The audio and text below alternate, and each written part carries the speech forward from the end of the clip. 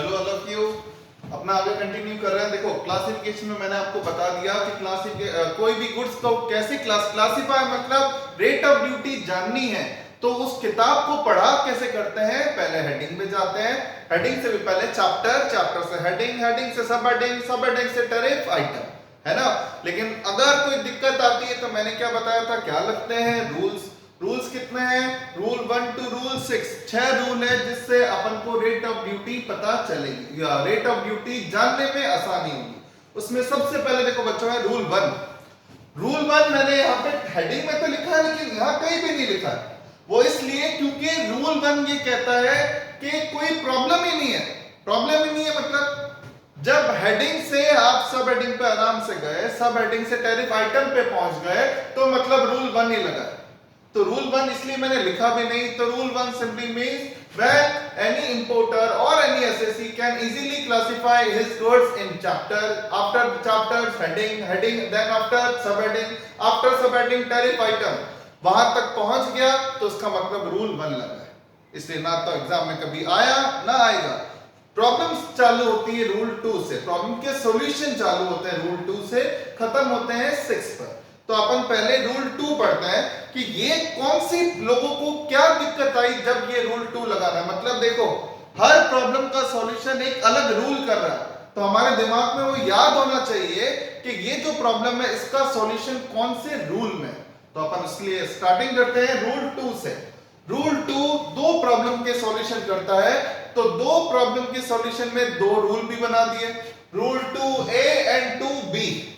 ठीक है, तो रूल 2 जो है वो आपकी दो प्रॉब्लम जब क्लासिफिकेशन करेंगे तो उसमें दो दिक्कतें आती हैं कई बार, उन दो दिक्कतों के सॉल्यूशन के लिए रूल 2A और 2B। अब अपन को एक एक करके देखते हैं 2A कब लगेगा, 2B कब लगेगा। कल कोई आपसे पूछे कि एग्जाम में कैसे क्वेश्चन आएगा सर, तो एग्जाम में कैसे आता है, आपके एग्जाम में एक प्रॉब्लम आएगी कि ये बंदा गुड्स इंपोर्ट कर रहा है, इसको ये दिक्कत आ रही है। तो अब आपको दिमाग चलाना है कि ये दिक्कत का सॉल्यूशन कौन से रूल में है, 2A में है, 3A में है कि 2B में। और अगर सॉल्यूशन 2A में है तो सॉल्यूशन क्या है ये भी याद होना चाहिए। तो जब तक आपको ये नहीं पता कि इस प्रॉब्लम का सॉल्यूशन कौन से रूल में दे रखा है और उस रूल में सॉल्यूशन है क्या, तो ये जानने से कोई मतलब नहीं होगा, पढ़ने से भी कोई मतलब नहीं होगा। इसकी PDF मैंने भेजी हुई है, उसको आप पढ़ते भी रहना और ये समझो। ये पहला है रूल 2A। कैसे दिमाग में रूल 2A क्लिक करेगा, जैसे ही क्वेश्चन में लिखा हुआ है कि इंपोर्टेड गुड्स जो है वो इनकम्प्लीट है, अनफिनिश्ड है या अनप्रोसेस्ड है, मतलब आपको कुछ गुड्स की मंगाने की जल्दबाजी थी, सामने वाला एक्सपोर्टर कह रहा है कि अभी तक आपका गुड्स पूरा बनके रेडी नहीं हुआ, टाइम लगेगा। आपने कहा जितना बना हुआ है भेज दो, बचा हुआ मैं इंडिया में काम करा लूंगा। मे बी आप टाइम ज्यादा ले रहे हो, आप किसी चीज के पैसे ज्यादा मांग रहे हो, तो आपने कहा जितना बना है उतना ही दे दो। फॉर एग्जाम्पल जैसे कार, आपने फॉरेन से कार इंपोर्ट करवा रहे, अगर कार इंपोर्ट करा रहे तो कार पे रेट ऑफ ड्यूटी वो तो किताब में दी हुई है, लेकिन अब प्रॉब्लम क्या है कि जो आप गुड्स मंगवा रहे हो वो कार जैसी दिखती तो है लेकिन एग्जैक्टली फिलहाल वो कार है नहीं, क्योंकि उसमें कार में एक अभी भी टायर्स लगाने, स्टीयरिंग लगाने बाकी है। अब आप कह रहे हो कि फॉरेन से एक चीज इंपोर्ट हो रही है, दिख तो कार रही है लेकिन उसमें टायर्स तो है नहीं, उसके अंदर स्टीयरिंग का काम तो अभी बाकी है, या फिर और भी कई काम होते हैं गाड़ी में, वो तो इंजन तो है ही नहीं, बाकी सारी चीजें भेज दी, कह रहे हैं इंजन यहां से लगा लेना। तो अब करें क्या, मतलब रूल 2A कौन सी प्रॉब्लम पर आपको सवाल खड़ा कर रहा है, सुनना। अगर एग्जाम में आता है एक बंदे ने गुड्स पूरा नहीं कंप्लीट होने से पहले ही मंगवा लिया, इनकम्प्लीट अनकंप्लीट है, वो कंप्लीट नहीं है या अनप्रोसेस्ड है या अनफिनिश्ड है, अभी उसमें थोड़ा सा काम बाकी था, उससे पहले ही मंगवा लिया, क्या मैं तो जल्दी है तो भेज दे, ठीक है। फर्नीचर कोई हैंडीक्राफ्ट का आइटम मंगाया, अभी कलरिंग पॉलिशिंग बाकी है, आपने कहा पॉलिशिंग कटिंग बटिंग सब हो जाएगी तो ये प्रोडक्ट भेज दे। तो जल्दबाजी में अगर आप पूरा गुड्स अनफिनिश्ड होने से पहले ही मंगवा लोगे तो रूल 2A लगे। अब 2A कहता क्या, रूल 2A आपसे पूछेगा कि आपने जो वो गुड्स पूरा बनने से पहले ही मंगवा लिया, क्या छोटा मोटा काम करके ही वो फिनिश गुड्स का काम कर सकता है या फिर उसमें अभी मेजर प्रोसेसिंग बाकी है। मतलब क्या हुआ सुनना, आपने कहा मैंने कार मंगवाई है, तो अब वो सामने वाला पूछेगा कार पूरी नहीं आई कि नहीं, कार में काम बाकी है। आपने कहा क्या, गवर्नमेंट पूछेगी रूल 2A पूछ रहा है आपसे क्या काम बाकी है। आपने कहा जो मैंने कार मंगवाई है उसमें एक तो कार की कलरिंग बाकी रह गई, कार की एसेसरीज फिट करने बाकी रह गई, एसी फिट करना बाकी रह गया, ठीक है। तो अब आपको जो कांच बाकी रह गए, तो अब रूल 2A कहता है चलो आप जो काम बता रहे हो कांच लगाना बाकी रह गया, या फिर ये आप कह रहे हो कि कलरिंग का बाकी रह गई, या आप कह रहे हो एसी फिट करना बाकी रह गया, इन सब की वजह से क्या कार चल सकती, इन सब के बिना भी कार चल सकती है, या फिर कार को चलने में दिक्कत होगी। आपने कहा नहीं नहीं कार तो चल सकती है, बस ये छोटी मोटी चीज हो जाती तो बढ़िया। तो अब रूल 2A क्या कहता है, सुनो, रूल 2A कहता है अगर कोई बंदा पूरा फिनिश गुड्स इंडिया में मंगवाने की बजाय उसे कंप्लीट होने से पहले ही मंगवा लेता है, तो हम आपसे पूछेंगे क्या छोटा मोटा काम करके वो मेजर काम कर सकता है क्या? मतलब छोटी मोटी कलरिंग वलरिंग के बाद वो अगर कार छोटा मोटा पेच कस दिए बस वो करने के बाद क्या वो कार का पूरा रूप ले लेगा? कार का मेन काम क्या होता है, चलना। आपने कहा हाँ बिल्कुल, बिना कलरिंग के भी बिना एसी के भी कार तो चल ही रही है। तो रूल 2A कहता है बस हमें यही जानना था, इसका मतलब ये है वो छोटा मोटा काम बाकी है, उसका मतलब ये नहीं होता कि आपने कार नहीं मंगवाई है, वो कार ही है, छोटी मोटी प्रोसेसिंग की तो जरूरत है। तो उस केस में रूल 2A कहता है हाँ मैं अप्लाई हूंगा, और रूल 2A अप्लाई हुआ तो होगा क्या, रेट ऑफ ड्यूटी जो होगी वो फिनिश गुड्स की ही लगेगी, मतलब कार की ही लगेगी। मैं वापस बोल रहा हूं, जिनको कंफ्यूजन है उनको दूर करने के लिए सुनो। एग्जाम में आता है कि एक बंदा इंपोर्ट करा रहा है, एक कार इंपोर्ट करा रहा है, कार में अभी एसी लगना बाकी है, पॉलिश होनी बाकी है, एक दो कांच लगने बाकी है, लेकिन अब ये जैसे ही ये क्वेश्चन में आया कि कार में पॉलिश बाकी है, इस कलरिंग बाकी है, कांच लगाने बाकी है, तो उस केस में अब आपको दिमाग लगाना है कि बिना कांच बिना पॉलिश कार तो चल ही सकती है, इसका मतलब वो कार ही है, बस थोड़ी सी अनफिनिश्ड है। ऐसे केस में रूल 2A लगेगा, और रूल 2A कहता है रेट ऑफ ड्यूटी कार की ही अप्लाई करनी है, ज्यादा दिमाग मत लगाओ कि कोई और हेडिंग इस पे अप्लाई होगी, नहीं, कार की ही लगेगी। क्लियर?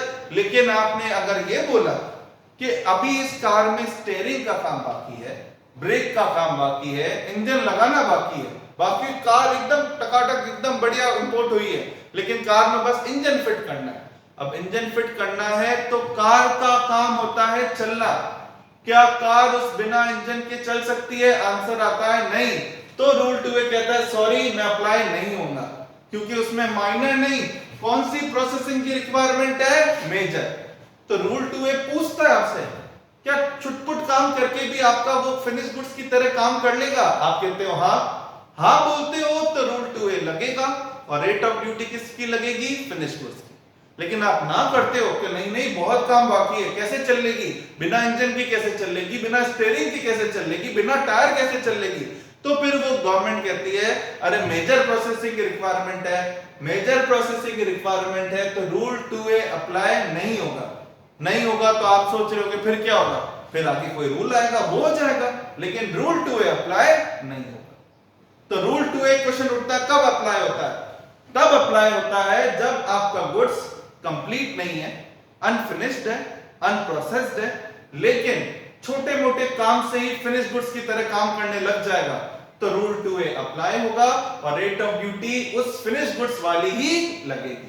लेकिन अगर आप कहते हो मेजर प्रोसेसिंग की रिक्वायरमेंट है, तो रूल 2A कहता है सॉरी मैं अप्लाई नहीं होऊंगा, आपको रेट ऑफ ड्यूटी के लिए कोई और रूल, ये नहीं बोल रहा हूं कि टैक्स नहीं लगेगा, लगेगा, लेकिन रेट ऑफ ड्यूटी क्या होगी उसके लिए आगे वाले रूल्स पे जाओ। क्लियर? तो ये हुआ हमारा रूल 2A, समझ में आ रहा है? अब आते हैं अपन अपने रूल अगले पे, रूल 2B पे। रूल 2A जितना टफ था, टफ मतलब जितना डिटेल में था, 2B तो बहुत इजी है। 2B एक पर्टिकुलर सिचुएशन के लिए, रूल 2B कौन सी प्रॉब्लम सॉल्व कर रहा है, सुनो।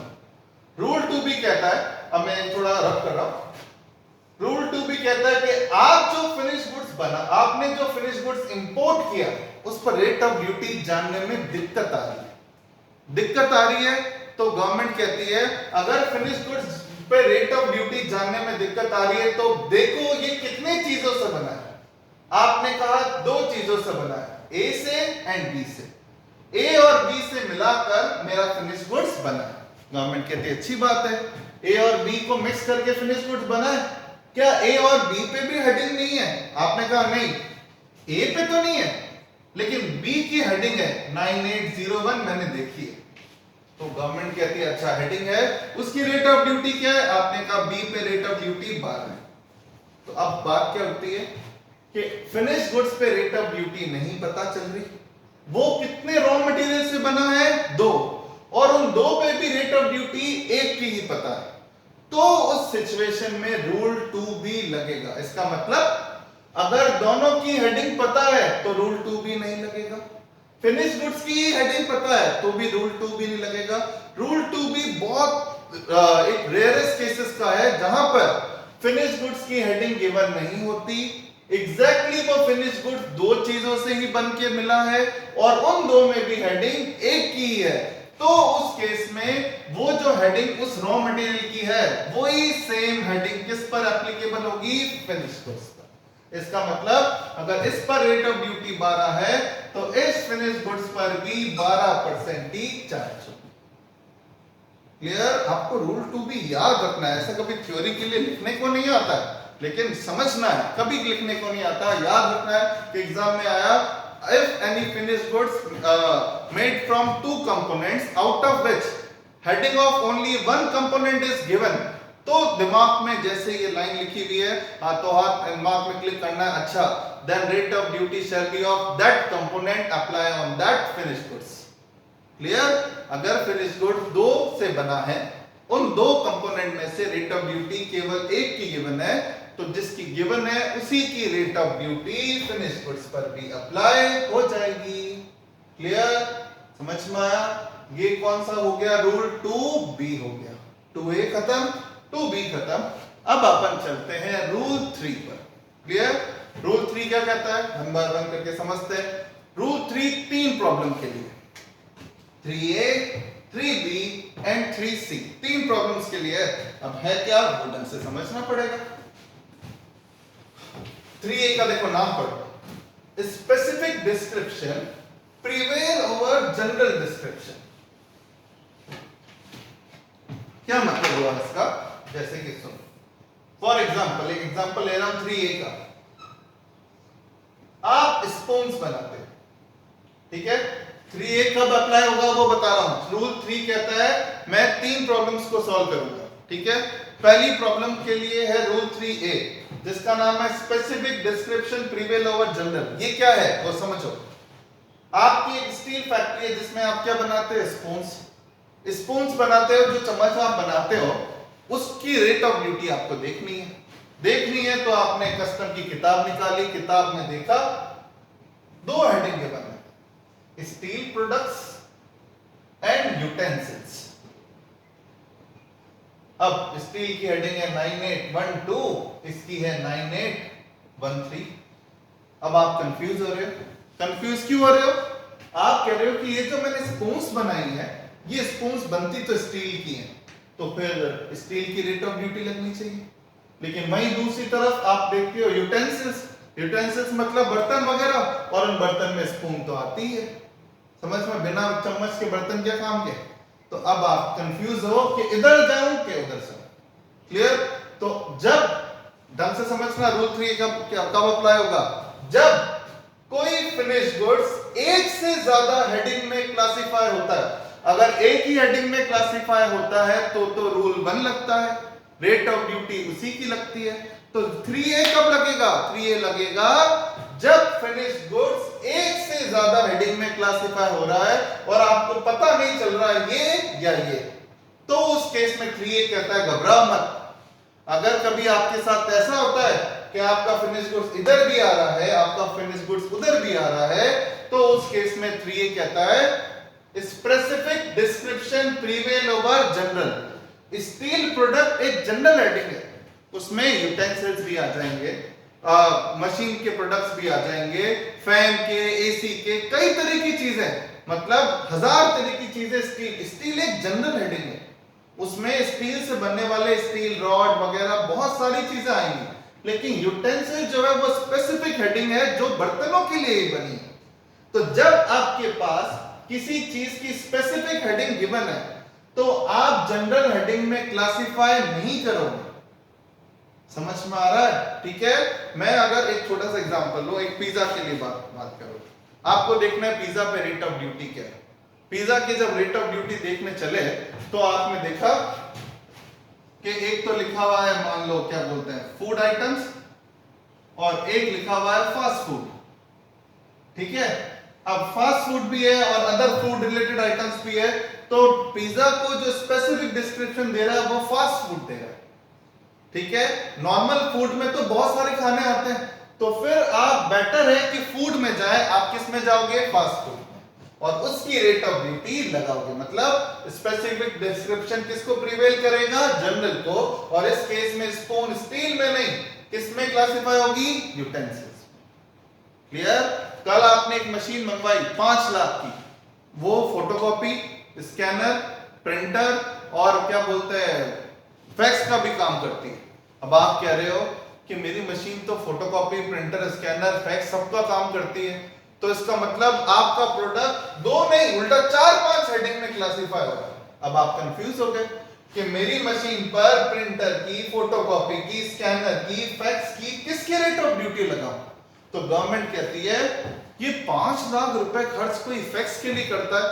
आपने कहा नहीं, फैक्स का काम है लेकिन वो जनरल है, इतना कोई यूज नहीं।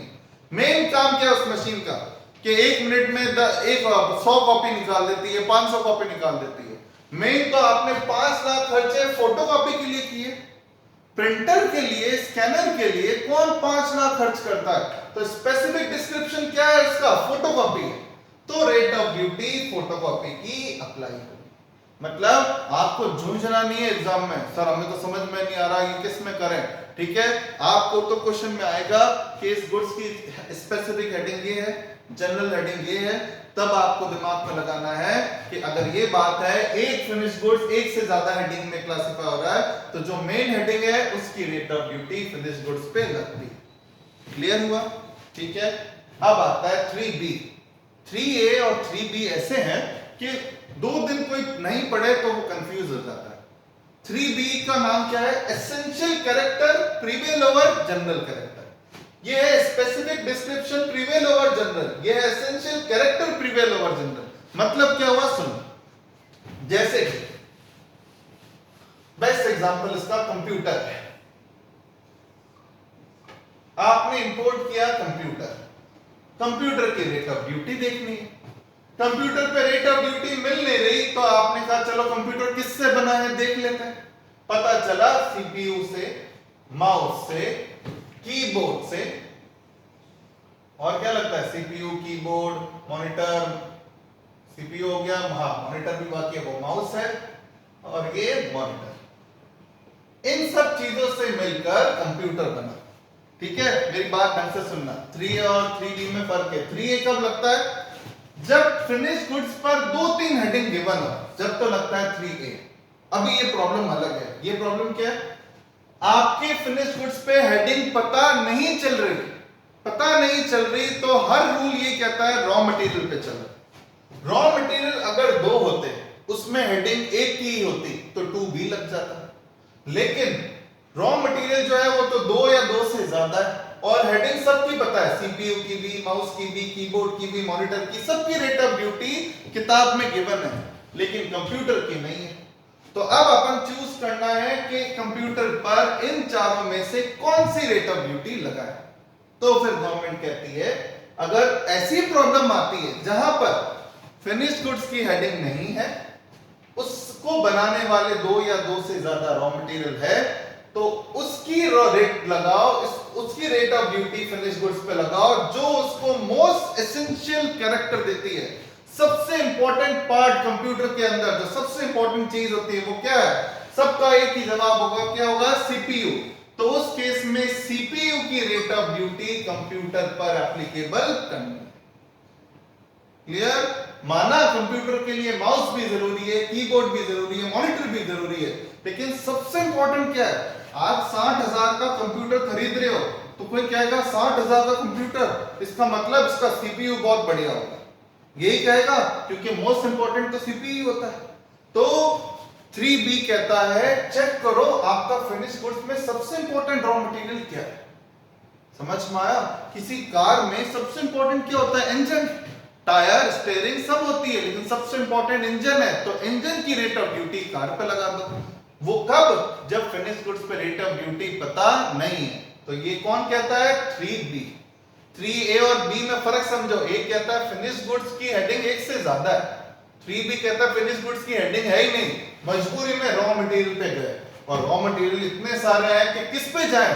तो जो मोस्ट इंपॉर्टेंट रॉ मटेरियल है उसकी rate of duty finish goods पर लगा। क्लियर? ये हुआ 3A, 3B। अब है लास्ट 3C, फिर बाकी नेक्स्ट वीडियो में। 3C कहता है कभी कभार कभी कुछ लोग 3A और 3B दोनों में फंस जाते हैं। जैसे अभी मैंने इससे पहले 3A का एग्जांपल लिया था कि 5 लाख की मशीन है, फोटोकॉपी, प्रिंटर, फैक्स, स्कैनर सबका काम करती है, तो अपन ने फोटोकॉपी चुना। क्यों? क्योंकि 5 लाख रुपए तो उसी के लिए खर्च करेंगे। लेकिन अगर मैं ये एग्जांपल लेता कि मशीन 20,000 रुपए की है, फोटोकॉपी, प्रिंटर सबका काम करती है, अब कंफ्यूज हो रहे हैं कि सामने वाले ने क्यों खरीदी ये मशीन। क्लियर हो रहा है? तो अब 3A में दिक्कत आ रही है, 3B में भी दिक्कत आ सकती है। कभी कोई चीज ऐसी होती है जिसमें रॉ मटेरियल बराबर इंपॉर्टेंस के, जैसे एग्जांपल मजाक के हिसाब से गाजर का हलवा सुना? गाजर के हलवे में क्या क्या चीजें होती है? गाजर, मिल्क, मावा, शक्कर। अब सबसे इंपॉर्टेंट चीज क्या है गाजर के हलवे में? सबसे इंपॉर्टेंट, मान लो कोई 500 रुपए किलो गाजर का हलवा बेच रहा है, तो उस 500 रुपए किलो गाजर के हलवे में सबसे इंपॉर्टेंट क्या है? रेट ऑफ ड्यूटी गाजर की भी है, शक्कर की भी है, मावे की भी है, दूध की भी है। तो इनमें से किसकी रेट ऑफ ड्यूटी गाजर के हलवे पे लगा? गाजर के हलवे पे रेट ऑफ ड्यूटी नहीं पता, तो अब यहाँ पे भी फंस गए। किसी के हिसाब से गाजर ज्यादा इंपॉर्टेंट है, कोई कह रहा है मिल्क, कोई कह रहा है मावा इंपॉर्टेंट है, कोई कह रहा है शक्कर बिना क्या बात है, तो शक्कर इंपॉर्टेंट है। तो अब अपन कंफ्यूज हो गए। 3A और 3B में कई बार ऐसा होता है जहां कुछ केसेस में तो सामने दिखता है कि यही तो सबसे इंपॉर्टेंट है, लेकिन कुछ केसेस में पता नहीं चलता कि इंपॉर्टेंट मेन क्या है। पिज्जा के अंदर मान लो आपको नहीं पता चल रहा, तो फिर आप कहोगे पिज्जा किससे बना? चीज से, ब्रेड से, और भी मेयोनीज से। तो सबसे इंपॉर्टेंट क्या है इनमें? नहीं पता या कंफ्यूज हो रहे हो? रूल 3C लगाओ। 3C कहता है जो बाद में आया वो सबसे बेटर है और वही बेस्ट है। अब बाद में मतलब यूं नहीं कि पिज्जा में सर लास्ट में तो सॉस लगता है या चिली फ्लेक्स लगता है तो उसकी रेट ऑफ ड्यूटी, ऐसे नहीं। 3C कहता है न्यूमेरिकल ऑर्डर में जो लास्ट में आया। अब ये टोटल आपकी किस्मत पर।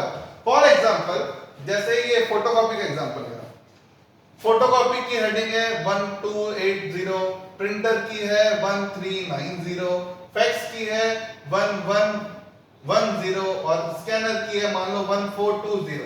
लग नहीं रहा स्कैनर है कि स्कैनर तो साइड में है, लेकिन फिर भी न्यूमेरिकल ऑर्डर में सबसे लास्ट स्कैनर है, तो रेट ऑफ ड्यूटी स्कैनर की लगा दो। ये कहता है रूल 3C, जो बाद में आया वो बेस्ट है। झगड़ा खत्म करो, अब ज्यादा है कम है ये आपकी किस्मत है, लेकिन अप्लाई कब करोगे? सब लिखा हुआ है मेरा। अप्लाई कब करोगे?